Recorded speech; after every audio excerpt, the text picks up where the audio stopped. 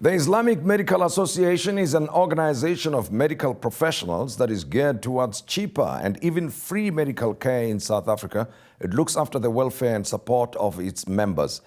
It even goes beyond the health training of members, and it provides financial literacy. On Money Moves, brought to you by 27-4 Investment Managers, we host the Gauteng Provincial Chairperson, Huzaifah Khan. Huzaifah, pleasure to have you with us. Good to meet you, Mr. Modise. Right, now it's a pleasure to have you with us. Very interesting organization, IMASA, Islamic Medical Association of South Africa. I'm under the impression the bigger goal is to work towards providing cheaper medical care in South Africa, but you are a membership-based organization. Tell me more about this. Okay, so the Islamic Medical Association was founded in the 1980s by a group of doctors who actually found a need that they should have a medical association that represents health professionals, specifically of the Muslim faith throughout South Africa. So when it came up with this idea, then it said that apart from doctors providing healthcare with their normal practices, that they also need to actually give back to the community. So they started providing free medical care in various areas, starting off with mobile clinic services. So in fact, if you look at currently in Johannesburg, we have mobile clinic services running in the southern area of Johannesburg, around the Vereeniging van der Bijlpark area. And once the Islamic Medical Association realized that there's a greater need for medical services in South Africa, in fact, it expanded the membership base to expand through the entire country. So we have members in the Johannesburg region, Durban region, and the Cape Town region.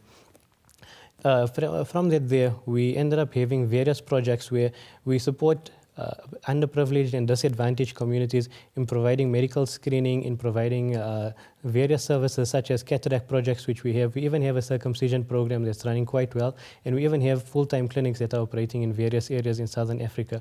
So the aim is to provide a health service at a below cost and even free, as you have mentioned, service to South Africans.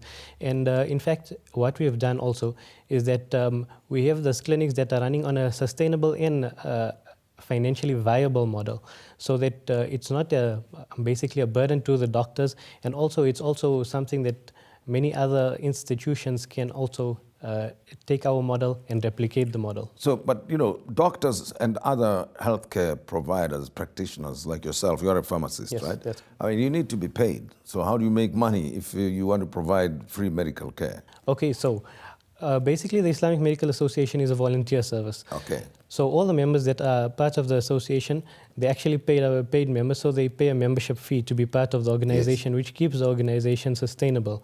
So that we don't depend necessarily on other companies donating to us and becoming, dependent on handouts. Okay. In fact, we want to provide the service to others. So with the one way is where we have our membership, in that they provide a yearly fee, which is actually quite low for, especially considering that it's medical professionals. And so the medical professionals, most of them, they have private practices or are involved in public health care. So they are getting monthly salaries. So that's where there's... So the part where they provide free healthcare is during their own time, right? Yes. It's like a volunteer type yes, it's all volunteer-based. Yeah. Everyone takes out time from their professional and family responsibilities and actually gives this time to the society and community at large. Okay, and it's still going strong, membership growing? Yes, in fact, the membership is growing quite well, and that's why also we're encouraging younger members to get involved, because if you look in the various areas where we're expanding to, there's such a great need. And if you look at the older members, they slowly, they actually, taking a back seat. And in fact, some of them actually, as they get older, they're actually taking a more front seat in this, the Islamic Medical Association, and actually becoming driving members. Now, I want to ask about the initiative that you have in Soweto specifically, if you can tell me a bit more about this. Sure, the one in Soweto, it runs in Orlando East. In fact, there is a mosque that's in Orlando East. And the mosque was basically, it was just used as a prayer facility, but there were 2 classrooms where there was going to be classes being held, Islamic classes, but that actually didn't unfold. So the Islamic Medical Association approached basically the organization that put up the mosque and requested to use these 2 classrooms. So these classrooms were actually converted into a day clinic where Monday to Friday, clinic services are provided from 9 o'clock to 4 o'clock in the afternoon. This clinic is actually run by two fully qualified nursing sisters. They provide primary healthcare services, and also we have a fully sponsored TIB lifestyle advisor. The lifestyle advisor, the good thing about it is that she gives lifestyle advice. So it's not necessarily a person has to be sick and come to the clinic. Yes. It's also wellness advice. So she provides advice in patients on how to, have a good diet, how to basically keep healthy and keep in shape. And also there are doctors involved. The doctors basically, they take days off from their normal work and volunteer the day to the clinic.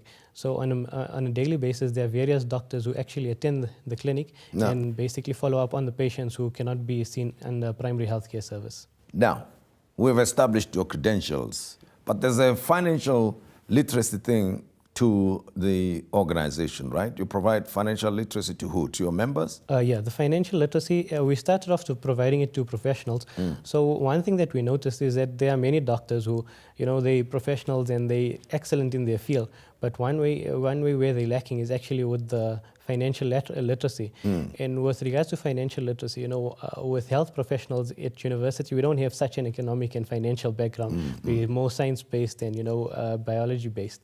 And when it comes to financial literacy, once we get into the working world, we lack this, investment strategies, and we lack the ideal way to, spend our money. So we get these sometimes high volumes of cash, and we're spending more than we're actually earning. So with the 27 for investment managers, the Islamic Medical Association has actually come up with a program where we train health professionals to actually become financially literate. And in this way, there are many doctors and healthcare providers who are in communities, and they're well respected in their communities. So once they get trained by the Islamic Medical Association and 27-4, not only are they available to invest wisely, they're also available to provide advice to communities and actually individuals, and counsel them on intelligent ideas of spending money in wise ways, especially when it comes to healthcare. If you look in South Africa, our healthcare is actually quite, if you take it private healthcare, it's quite expensive. For example, one of our projects, the cataract project, a normal cataract operation in a private facility would cost anything between 9 and 20,000. As a non-profit organization, how do you sustain yourselves funding-wise? Do you apply the same financial literacy strategies that you're learning? Okay, in fact, because the financial literacy is something new, we're trying to actually implement it. Being a non-profit organization, we actually need to find projects that are not only financially viable, but financially sustainable. And in the current financial economic status, we look at many organizations, they're cutting down their funding to non-profit organizations. So when it comes to organizations such as the Islamic Medical Association, we need to find ways that that are new and that are relevant to the times.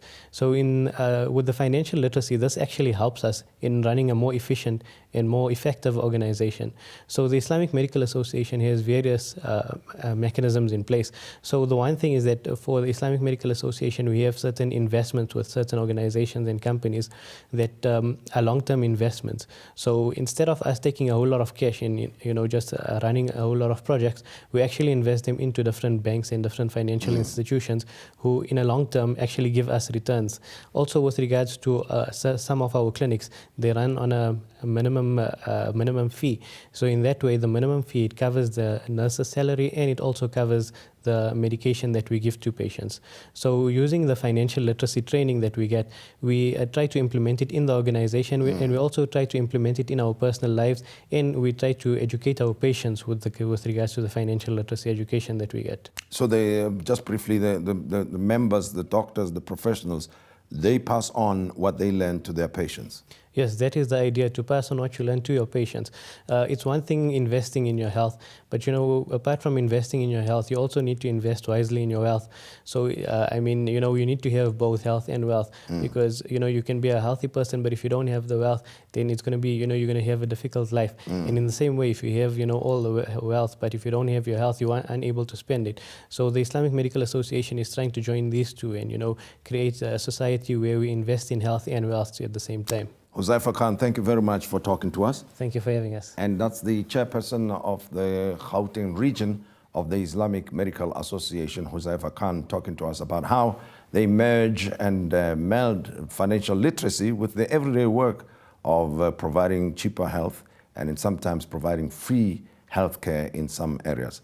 So that's Money Moves for you, brought to you by 274 Investment Managers.